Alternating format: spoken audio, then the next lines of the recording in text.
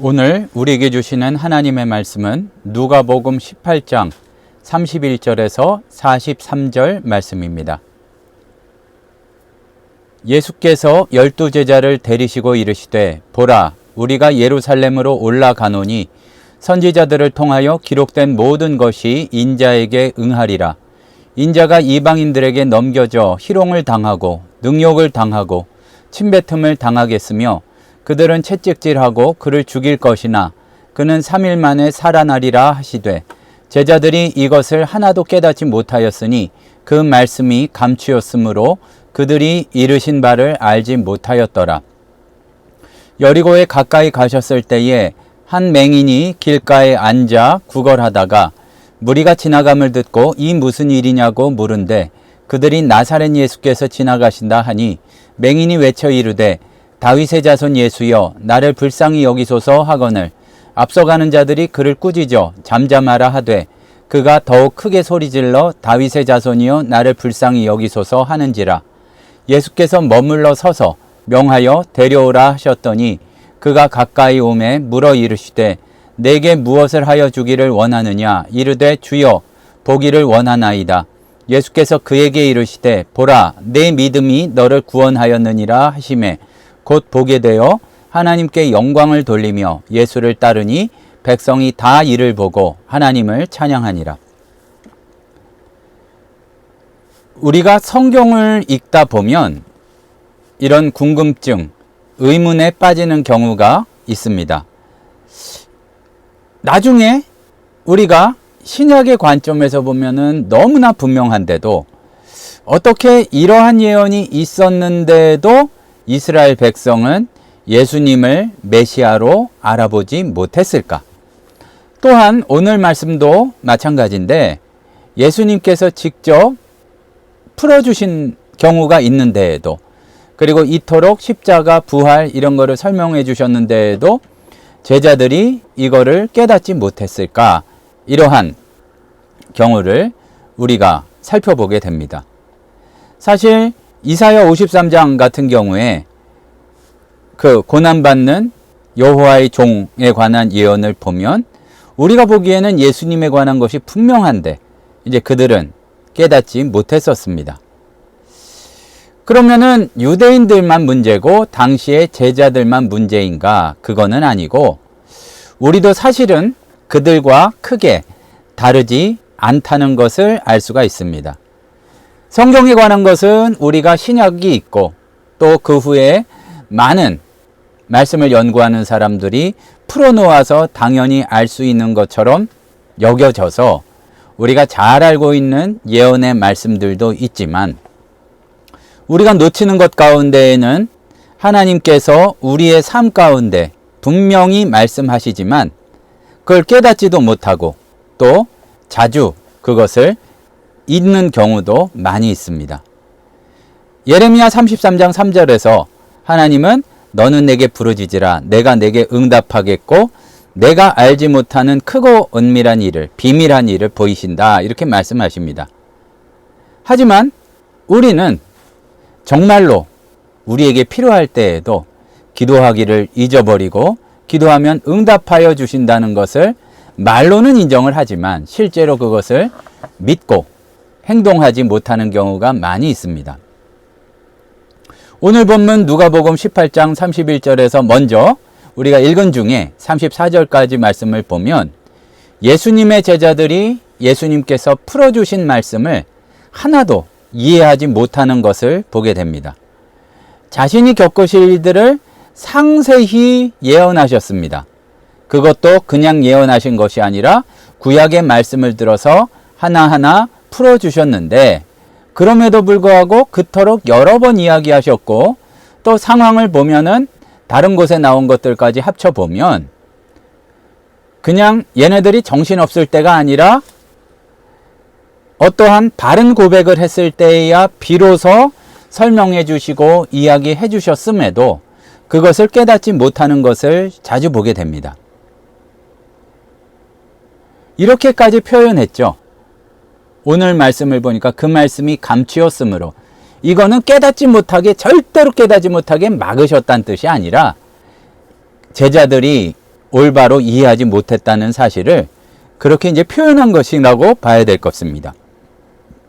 하지만 이게 2000년 전에 제자들만의 문제가 아니라 우리도 정말 너무나 분명한 말씀을 결론부터 말씀드리자면 믿음이 없어서 깨닫지 못하고 믿음이 없어서 구하지 못하고 구하지 않아서 받지 못하는 경우가 너무나 많이 있습니다.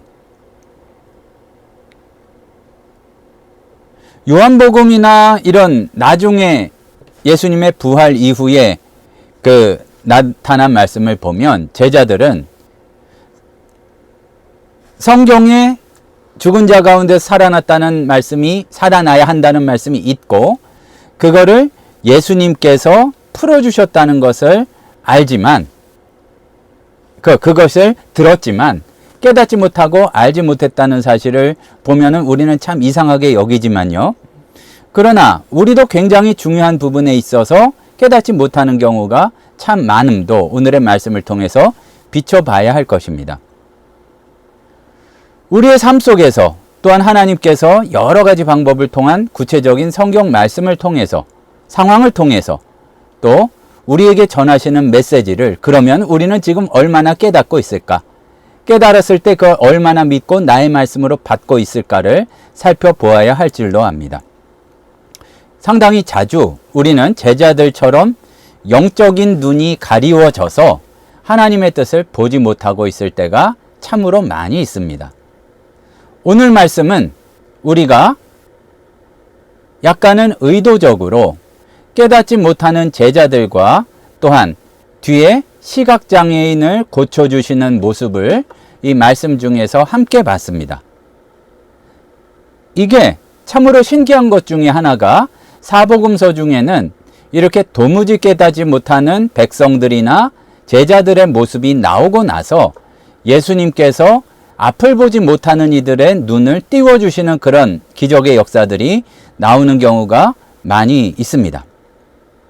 제자들은 예수님의 고난, 십자가에서 죽음, 부활이라는 것을 그토록 이야기해 주셨어도 깨닫지 못했습니다. 요거는 보지 못한 것이죠.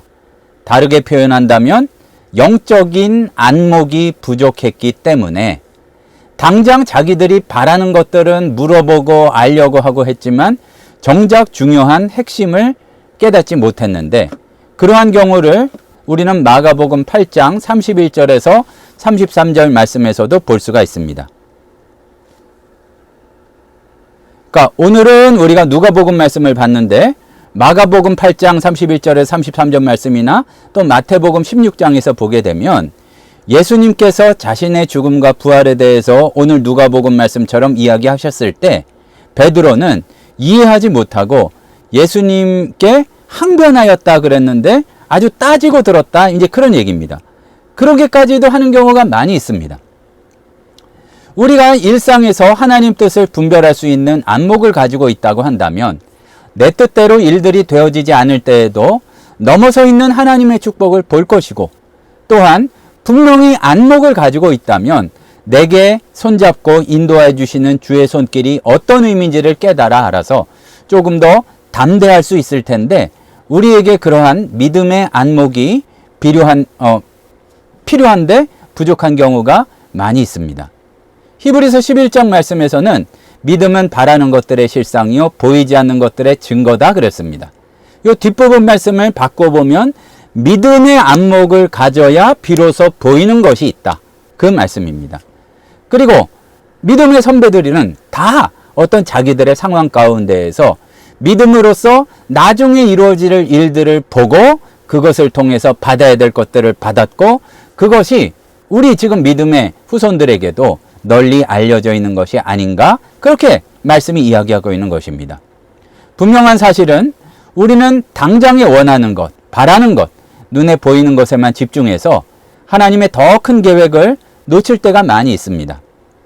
하지만 우리가 성경의 많은 이야기들을 보게 되면 극심한 고난 중에도 어려움 중에도 주의 뜻의 가운데에서 믿음을 보인 사람들은 주님께로부터 받아야 될 것들을 받고 하나님에 대한 이해가 깊어졌습니다.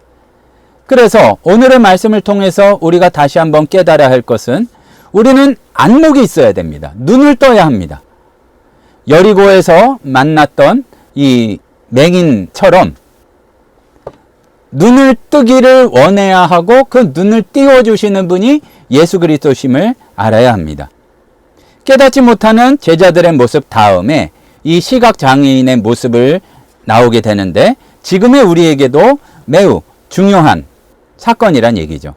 사도행전 9장의 다메섹 도상에서 예수님이 그 사울에게 나타나서 사울의 눈이 멀었죠. 굉장히 자기가 잘한다고 생각했지만 예수가 어떤 의미인지를 몰랐고 또 그것이 지나고 나서 안목을 가지고 눈을 떴을 때에야 그가 사도로서의 역할을 감당하게 되었습니다.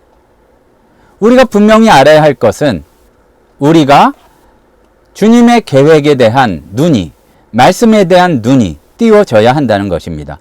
그리고 보지 못했을 때 보게 해달라고 구하는 그 간절함, 또 예수께서 그것을 들어주실 수 있다는 믿음이 우리에게 필요하다는 얘기입니다. 스스로에게 물어야 된다는 얘기죠. 나는 정말로 그냥 모든 사람들이 볼 수 있는 것만 말고 정말 보아야 될 것을 보고 있고 깨달아야 될 것을 깨닫고 있는가? 만약에 보지 못하고 있다면 본문의 맹인처럼 우리는 주여 보기를 원하나이다 라고 간구할 수 있어야 할 것입니다. 우리가 영적인 시력을 회복하기 위해서는 먼저 보지 못하는 자신을 깨닫고 그것에 대해서 안타까이 여길 수가 있어야 합니다. 세상의 기준으로 볼 때에는 꽤 성공적이고 통찰력 있고 어떻게 살아야 될지를 아는 사람처럼 보일 수가 있습니다. 그러나 우리가 말씀을 통해서 늘 살펴보아야 할 것은 그러면 하나님의 관점에서는 어떠냐 하는 것입니다. 요한계시록에 나오는 라오디게아 교회에 대한 경고의 말씀을 보면 스스로 부유하고 충분하다고 생각했지만 실제로 영적으로 가난하고 눈이 멀었기에 안약을 사서 바르라 하신 그 경고의 말씀은 지금의 우리에게도 적용되는 말씀입니다. 스스로 말씀을 통해서 들릴 때에 점검해 봐야 될 것은 내게 하나님의 말씀이 정말로 습관처럼 흘러가는 것이 아니라 바르게 이해하고 있고 지금 촉구하신 그 명령을 알아듣고 있는가? 하나님께서 내 삶을 위해 가지고 계신 계획을 알고 있는가? 왜 이런 상황, 이런 자리를 보내셨고 이러한 직장을 갖게 하셨고 또 이 정도로 살게 하시는지 이해하고 있는가? 또 그리고 사람을 전혀 맡기시지 않은 사람은 없는데 주님께서 맡겨주신 이웃, 동료, 또 여러 사람들에 대해서 잘 보살피고 베풀고 있는가를 확인해야 할 것입니다.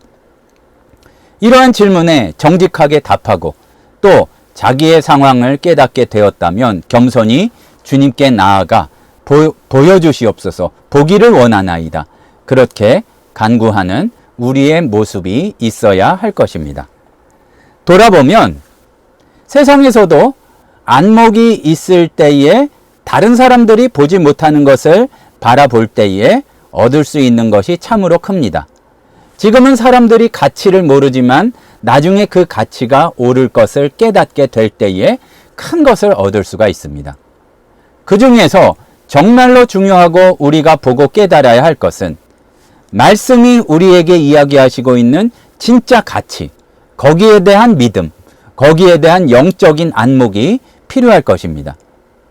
사랑하는 성도 여러분, 하나님께서는 우리에게 그야말로 끊임없이 말씀하고 계십니다. 성경 말씀이나 또 설교 말씀을 통해서만이 아니라 환경을 통해서, 상황을 통해서 그 가운데 베푸시는 은혜와 또한 지시사항을 통해서도 우리와 소통하고 계십니다. 하지만 눈을 주님께로 향하지 않기 때문에 우리에게 촉구하시는 그 말씀을 알아듣지 못하고 의미를 깨닫지 못할 때도 있습니다. 왜 이러한 일들이 일어나는지, 이런 말씀이 선포되는지, 또 때로 다가오는 어려움 가운데에서 여기에 믿음을 더할 때에 어떠한 축복이 기다리고 있는지를 깨닫지 못할 때가 참으로 많다는 얘기입니다. 처음에는 우리가 하나님의 음성을 분별하지 못할 수 있습니다. 사무엘의 어린 사무엘이 그랬던 것처럼 뭔가 다른 사인인가, 다른 그 소리인가, 아니면 전혀 어떤 의미인지도 알지 못할 수가 있지만, 그러나 분명히 지금 계속하고 계시는 우리들을 향하신 그 말씀을 알아들을 수 있고 그 말씀을 볼 수 있는 영적인 안목을 구하는 자들이 우리 모두가 되기를 소원합니다. 주여 보기를 원하나이다. 간구하면서 하나님의 뜻을 분별할 수 있어야 된다는 얘기죠. 그리고 그렇게 될 때에 우리의 삶이 풍성해질 뿐만 아니라 우리로 인하여 도움을 얻고 우리로 인하여 회복될 사람들도 많이 있습니다. 그런데요, 세상의 눈으로는 이게 보이지 않는 것일 가능성이 많다는 얘기입니다. 좋은 것이 아니니까 인자가 희롱당하고 침뱉음당하고 채찍질당하고 또 죽임당하지만 사흘 만에 살아나리라, 그 말씀이었습니다. 우리가 특별히 뭔가 내 계획대로 되지 않고 뜻대로 되지 않는 어려움이 있을 때에 주여 보기를 원하나이다, 이런 간구가 더욱 회복되기를 소원합니다. 또한 좋은 일이 생겼을 때에는 더더욱 빨리 그 뜻을 알아들어야 되겠죠. 우리가 도리어 신앙인들 가운데 어려움 가운데에서는 안목을 받게 되는 사람들이 제법 있는데 이 참으로 일들이 잘 돌아가고 별 문제가 없을 때, 또 아주 큰 일이면 괜찮은데 그냥 별 문제 없이 일상을 살아갈 때에 여러 가지 주의 인도하심과 의미에 대해서 눈이 가리워지는 경우가 많이 있습니다. 하지만 우리는 때때로 주여 오늘 주시는 말씀의 의미를, 오늘 주시는 상황의 의미를 놓치지 않게 하옵소서, 눈을 띄워주시옵소서, 이렇게 멈추고 기도할 수 있는 신앙으로 말미암아 우리도 주님의 은혜를 체험할 수 있는 자들이 되기를 소원합니다.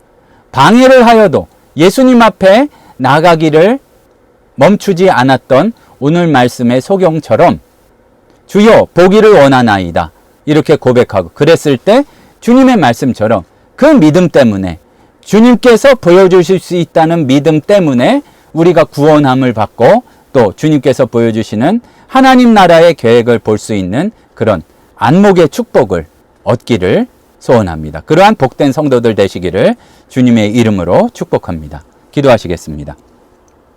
사랑의 하나님 아버지, 참으로 주의 뜻을 조금만 더 잘 알면 축복의 때요, 또한 분명한 하시라고 하는 그 말씀의 명령이 있는데 우리의 눈이 어두워 세상의 욕망대로만, 사람들이 몰려가는 대로만 흘러갈 때 많음을 주님께 고백드립니다. 성령 하나님, 우리들의 연약함을 불쌍히 여겨주셔서 주님의 인도하심을 깨닫고 눈을 띄우고 내 믿음이 너를 구원하였다 하신 맹인에게 하신 말씀처럼 참으로 쉽지 않을 때에 네가 믿음으로 바르게 여러 가지 것들을 보고 있구나 칭찬받을 수 있는 오늘 신우회원들, 성도들 되도록 인도하여 주시옵소서. 지금은 우리 주 예수 그리스도의 은혜와 하나님 아버지의 크신 사랑하심과 성령님의 충만 인도하시는 은혜의 역사가 주님 가시는 길을 똑바로 바라보며 주님께서 주시는 말씀의 의미들도 잘 깨닫고 그 가치를 볼 수 있는 안목을 가지며 하루하루의 삶 가운데 승리하기를 소원하는 우리 신우회원들, 성도들 머리 위에 이제로부터 영원토록 함께 있을지어다. 아멘.